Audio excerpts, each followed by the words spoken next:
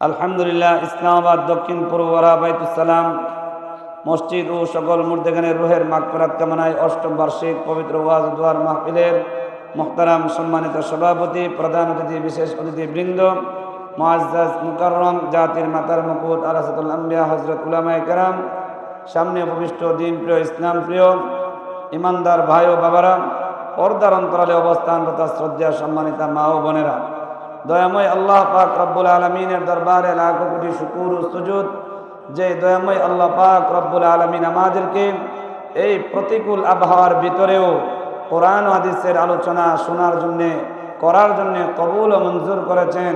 সেই জন্য মহান মালিকের দরবারে অন্তঃস্থল থেকে কালিমাতুশ শুকর উচ্চারণ করি, বলি আলহামদুলিল্লাহ।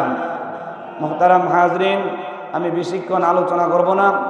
আমার পরে যিনি আছেন, আমাদের এই এলাকার জনপ্রিয় ওয়াইজ, প্রখ্যাত ওয়াইজ, বিশিষ্ট আলেমে দ্বীন, তরুণ ওয়াইজ হযরত মাওলানা মুফতি নুরুজ্জামান আশরাফি সাহেব দামাত বারাকাতুহুম হুজুর আমার কিছুক্ষণ পরে অবস্থান করবেন এবং আমাদেরকে নিয়ে আখিরি মুনাজাত করবেন।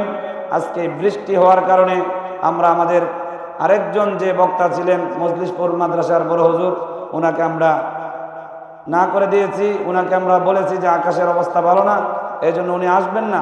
কিছুক্ষণ পরে আমাদের মুফতি নুরুজ্জামান আশরাফি সাহেব আসবেন, আমাদেরকে নিয়ে গুরুত্বপূর্ণ বয়ান করে আখিরি মুনাজাত করবেন।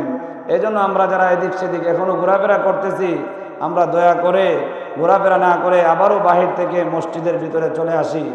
আল্লাহ তাআলা বৃষ্টি দিয়ে আমাদেরকে পরীক্ষা করেছেন, আবার কিন্তু বৃষ্টি চলে গেছে। এই মাহফিল বছরে একবার হয়, গত বছরও এই মাহফিল হয়েছে, এবারও হচ্ছে, আগামীতেও হবে, কিন্তু মাহফিল ঠিকই থাকবে। হয়তোবা আমি আপনি দুনিয়ায় থাকবো না, কারণ গত বছরও এলাকার মধ্যে অনেক মানুষ ছিলেন, আমাদের গ্রামের অনেক মানুষ ছিলেন যারা এবছর এই মাহফিল আসার আগে আগেই দুনিয়া থেকে চলে গেছেন। অতএব আমরাও একদিন দুনিয়া থেকে চলে যাব, কিন্তু মাহফিলটা কি করবে? ঠিকই থাকবে, মাহফিল ঠিকই হবে। এই জন্য এই মাহফিলকে আমাদের নাজাতের উসিলা মনে করে, হেদায়েতের কারণ মনে করে, গুনাহ মাফের মজলিস মনে করে আমরা সকলেই মসজিদের ভিতরে চলে আসি। মুহতারাম হাজরিন, আমি আপনাদের সামনে যে আয়াতে কারিমাটুকুন তিলাওয়াত করেছি, আল্লাহ তাআলা বলেন, আল্লাযী খালাকাল মাউতা ওয়াল হায়াতা লিয়াবলুয়াকুম আইয়ুকুম আহসানু আমালা। রব্বুল আলামিন বলেন, এ বান্দা, আমি আল্লাহ তোমার হায়াত এবং তোমার মউত সৃষ্টি করেছি। আমি আল্লাহ কেবলমাত্র, শুধুই মাত্র তোমাদেরকে পরীক্ষা করার জন্য, তোমাদেরকে যাচাই করার জন্য, বাছাই করার জন্য, তোমাদেরকে দেখার জন্য কে কার থেকে উত্তম আমল করে, কে কার থেকে বেশি আমল করে। আল্লাহ কিন্তু এ কথা বলেন নাই।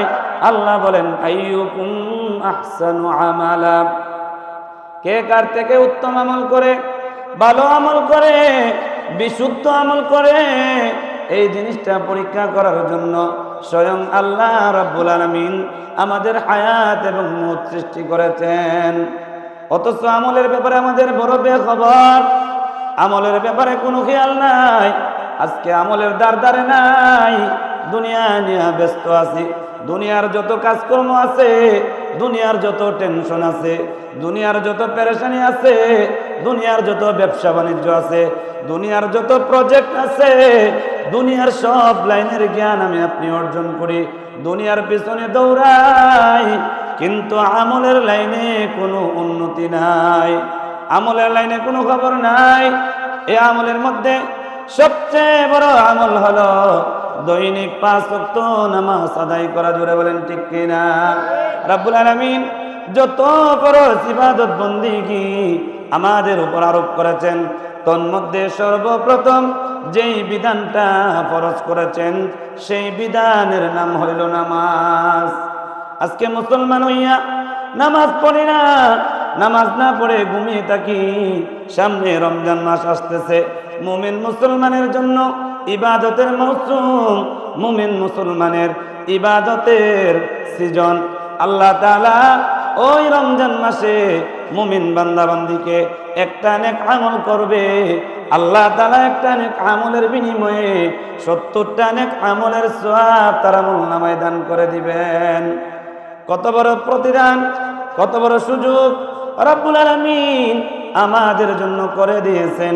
সেই মাহে রমজান আর কয়েকদিন পরেই আমাদের সামনে আসতেছে।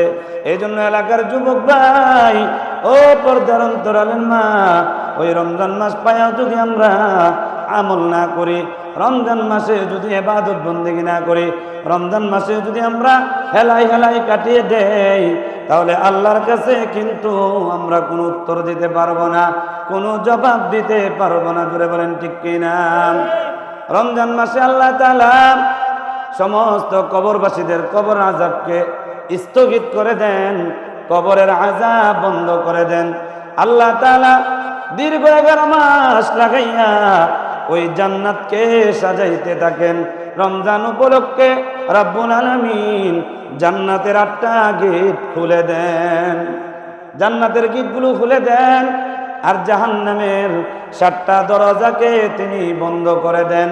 আর যেই ওয়াসওয়াসা দেয়, যেই শয়তান আমাদের রগে রগে শিরায় উপশিরায় ঘুরে বেড়ায়, আমাদেরকে ধোঁকা দেয়, আমাদেরকে প্রতারণা দেয়, আমরা যেন নামাজ না পড়ি, আমরা যেন রোজা না রাখি, আমরা যেন পর্দা না করি, আমরা যেন সৎ পথে না চলি, সেই জন্য যেই শয়তান আমাদের রগে রগে লেগে থাকে, শিরা উপশিরায় যেই শয়তান ঘুরে, আল্লাহ তাআলা দয়া করে মায়া করে আমরা যেন আল্লাহর গোলামি করতে পারি, সেই জন্য তিনি শয়তানকে শিকল দ্বারা বন্দী করে রাখেন। এজন্য এলাকার যুবক ভাই, এ পর্দার অন্তরালের মা, অনুরোধ করে বলে যায়, হায়াতের বিশাল মেয়াদ তো শেষ হয়ে যাচ্ছে। আমার মা, আমার বাবা, আমার দাদা, আমার দাদি, আমার পূর্বপুরুষ, কত মানুষ হয়তো এই দুনিয়ায় ছিল, তারা কিন্তু আমাদেরকে রেখে চলে গেছে। অতএব আমিও একদিন দুনিয়া থেকে চলে যাব, কেউ আমাকে ধরে রাখতে পারবে না। আমি যখন দুনিয়া থেকে বিদায় নিব, আমার সঙ্গে আমার দুনিয়ার কোনো সম্পদ যাবে না। খালি হাতে, শূন্য হাতে, একা একই, শুধুমাত্র 3টা কাপড়ের কাপড় আমার আপনার আপন হবে, আমার আপনার সঙ্গী হবে। এই 3টা কাপড়ের কাপড় দিয়া পেঁচাইয়া সাদা কাপড়ের প্যাকেট বানাইয়া ওই সাপ বিচ্ছুর ঘর, কীট পতঙ্গের ঘর, একা একই থাকার ঘর, যেই জায়গায় রাতের বেলা তো দূরের কথা, দিনের বেলাও গুরুস্থানে যেতে ভয় হয়। জোরে বলেন ঠিক কিনা? সেই অন্ধকার কবরে, অন্ধকার জায়গায় আমাকে আপনাকে রেখে চলে আসবে। ওই জায়গায় যদি নেক আমল বিহীন আল্লাহর কাছে যায়, তখন কিন্তু আমার আপনার কোনো উপায় থাকবে না। জোরে বলেন ঠিক কিনা? আজকে দুনিয়াতে যদি আপনার টাকা থাকে, পয়সা থাকে, ক্ষমতা থাকে, বিভিন্ন সময় বিভিন্ন মুসিবত থেকে, বড় ধরনের বিপদ থেকে মুক্তি পাওয়া সম্ভব। টাকা যদি আপনি বিলান, তাহলে বড় ধরনের কাজ আপনি করা সম্ভব। কিন্তু ভাই, মালাকুল মউত যেদিন আমার আপনার সামনে সে হাজির হয়ে যাবে, লক্ষ লক্ষ কোটি কোটি টাকা যদি তাকে আমরা দেই, সে কিন্তু টাকার বিনিময়ে আমাদের জান কবজ করা বন্ধ করবে না। টাকা দিয়ে যদি মানুষ বাঁচতে পারত, টাকার মাধ্যমে যদি মানুষকে দুনিয়ায় রাখা যাইত, করোনাকালীন সময়ে বাংলাদেশের সবচেয়ে বড় ফ্যাক্টরি যমুনা ফ্যাক্টরি, ওই যমুনা ফ্যাক্টরির মালিক কত বড় ধনী, লক্ষ লক্ষ কোটি কোটি টাকা তার ছিল। টাকা পয়সা চতুর্দিক দিয়া, টাকার কোনো অভাব নাই। ডাক্তারদেরকে বলছে, আমাকে বাঁচাও, যত টাকা লাগে আমার কাছ থেকে নাও, তারপর আমাকে রোগ থেকে শিফা দান করো, রোগ থেকে মুক্তির ব্যবস্থা করো। কিন্তু না না, তার হায়াতের বিশাল মেয়াদ যখন শেষ হয়ে গেছে, ফুরিয়ে গেছে, লক্ষ লক্ষ কোটি কোটি টাকা ব্যয় করতে রাজি হয়েছে। বড় বড় ডিগ্রিওয়ালা ডক্টর পাশে বসে আছে, কোনো চিকিৎসাই তার উপকারে আসে নাই। জোরে বলেন ঠিক কিনা? ওই যমুনা কোম্পানির, যমুনা ফ্যাক্টরির মালিকও 3.5 রাত কবরের মধ্যে একা একা শুয়ে আছে। ওই কবরে কোনো পীরের পরিচয় চলবে না, কোনো আলেমের পরিচয় চলবে না, কোনো ডিগ্রিওয়ালার পরিচয় চলবে না, কোনো ধনী গরিবের পরিচয় চলবে না। ওই কবরে সবাই সমান হবে, জোরে বলেন ঠিক কিনা? একমাত্র দামি হবে, একমাত্র কদর করা হবে যেই ব্যক্তি দুনিয়া থেকে তার ঈমান আমল মজবুত বানাইয়া, তার জীবনটাকে আমল দিয়া সাজাইয়া, তার জীবনটাকে আমলের উপর রূপান্তর করিয়া যেই ব্যক্তি দুনিয়া থেকে বিদায় নিতে পারবে, তার জন্য কবর হয়ে যাবে জান্নাতের বাগান। অথচ আজকে আমরা দুনিয়া করতে করতে জীবনটাকে শেষ করে দিচ্ছি। হঠাৎ একদিন মালাকুল মউত এসে আমাদের সামনে হাজির হয়ে যায়। এই অবস্থায় আমাকে আপনাকে দুনিয়া থেকে বিদায় নিতে হয়। আমরা মনে করি জীবনটাকে আমল দিয়া সাজাইব, জীবনটাকে ঈমান আমল দিয়া মজবুত করব। এভাবে করতে করতে দিন যায়, মাস যায়, বছর যায়, কিন্তু আমার আপনার সময় হয় না, সুযোগ হয় না একসাথে আল্লাহকে ডাকবো। কখনো সম্ভব না। এটা শয়তানের ধোঁকা। যখন মসজিদের মিনার থেকে হাইয়া আলাস ফালাহ, হাইয়া আলাল ফালাহ বলে মসজিদের মিনার থেকে মুয়াজ্জিন সাহেব ধ্বনি দিবে, তখন সাথে সাথে আপনাকে সাড়া দিতে হবে। এটার নাম হলো ঈমান।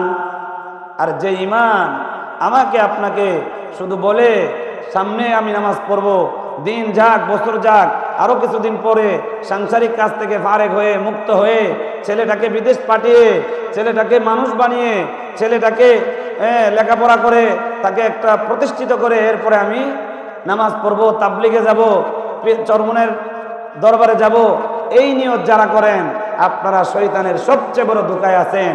যে হালতে থাকেন, যে অবস্থায় থাকেন, আপনাকে আল্লাহ কখন সুযোগ দিবেন সেই অপেক্ষায় না থাকে এখন থেকেই নামাজ পড়তে হবে, এখন থেকে আমল করতে হবে, এখন থেকেই পর্দা করতে হবে, এখন থেকে হালাল পথে চলতে হবে, সুদ ছাড়তে হবে, ঘুষ খাওয়া বন্ধ করতে হবে, এখন থেকেই আমাকে আপনাকে সত্য এবং ন্যায়ের পথে থাকতে হবে। জোরে বলেন ঠিক কিনা? কারণ আমরা এই ভাবতে ভাবতে অনেক সময় আমাদের সামনে মালাকুল মউত চলে আসে। আমাদের গ্রামে এমন বহু মানুষ মারা গেছে যারা কেবলমাত্র বিবাহ শাদী করে এক দুইটা সন্তানের মালিক হয়েছে, যারা বিদেশ করে অনেক টাকা পয়সা বানিয়ে মাত্র সুখের সংসারে পা রাখছে, কিন্তু এই সুখ শান্তি সে ভোগ করতে পারে নাই, কবর পথের যাত্রী হয়েছে। এমন পরিবার আমাদের গ্রামে আছে না? বহু পরিবার আছে। তাহলে তারাও তো স্বপ্ন দেখছিল যে আমি এই দুনিয়াতে এগুলো ভোগ করব, আমি আরামায়েশ করব, অনেক কষ্ট ক্লেশ করে উপার্জন করেছি, এগুলো আমি সুখে শান্তিতে ভোগ করব। কিন্তু সে সুখে শান্তিতে ভোগ করার মতো তাকে আল্লাহ তাআলা সুযোগ দেন নাই। অতএব আমাদের ওই হালত হতে পারে। কার মরণ কখন হবে, কার মরণ কোথায় হবে, কার মরণ কোন জায়গায় হবে আমরা কেউই জানি না। অতএব এখন থেকে আমাদেরকে আমল করতে হবে, আমলের লাইনে, ঈমানের লাইনে আমাদেরকে মেহনত করতে হবে। ঈমান আমল যদি আমরা মজবুত বানাইতে পারি, তাহলে আল্লাহ পাক যে বলছেন আইয়ুকুম আহসানু আমালা, কে কার থেকে উত্তম আমল করে, সেই জিনিসটা আল্লাহ তাআলা দেখবেন। দেখার জন্যই আমাদেরকে দুনিয়াতে পাঠাইছেন। এখন আমরা যদি আমল না করে শুধু দুনিয়া করি, দুনিয়া নিয়ে পড়ে থাকি, তাহলে তো আমরা আমলের ব্যাপারে কোনো খবরই রাখলাম না। আমাদের মূল, আমাদের আসল, আমাদের টার্গেট হলো কেবলমাত্র আমল করা, পরকালের আমল সঞ্চয় করা, আখিরাতের পুঁজি সঞ্চয় করা। এজন্য আমরা সবাই আখিরাতের পুঁজি সঞ্চয় করতে রাজি আছি তো ইনশাআল্লাহ? এখন থেকে, আজ থেকে আমরা 5 ওয়াক্ত নামাজ বা জামাত আদায় করব। সামনে রমজান মাস আসতেছে, রমজান মাসে পূর্ণ 30টা রোজা ইনশাআল্লাহ আমরা সবাই রাখবো তো ইনশাআল্লাহ? এক একটা রোজার কত দাম, কত মূল্য। কেউ যদি একটা রোজা ইচ্ছাকৃতভাবে ভেঙে ফেলে, এই রোজার কাজা যদি সে সারা জীবন রাখে, তবু রমজানের রোজার সমপরিমাণ সওয়াব তার আমলনামায় আল্লাহ কখনো দিবেন না। যদিও ইচ্ছাকৃতভাবে একটা কেউ রোজা ভেঙে ফেলে, তাহলে তাকে টানা 60 দিন রোজা রাখতে হবে, টানা 60 দিন। 60 দিনের ভিতরে যদি আবার গ্যাপ পড়ে যায়, আবার টানা 60 দিন রাখতে হবে। চিন্তা করছেন? একটা রোজা ভাঙলে ইচ্ছাকৃতভাবে এর কাফারা স্বরূপ টানা 2 মাস রোজা রাখতে হবে। এরপরও 60 দিন রোজা রাখলেও রমজানের একটা রোজার সমপরিমাণ সওয়াব হবে না। তাহলে সেই ফজিলত, সেই বরকতময় আমলের জন্য আমাদের সামনে মহিমান্বিত রমজান মাস আসতেছে। আমরা প্রত্যেকেই রোজা রাখবো। আকেল বালেক নারী পুরুষ যারা আছি, আমরা কেউই রোজা ভাঙবো না ইনশাআল্লাহ।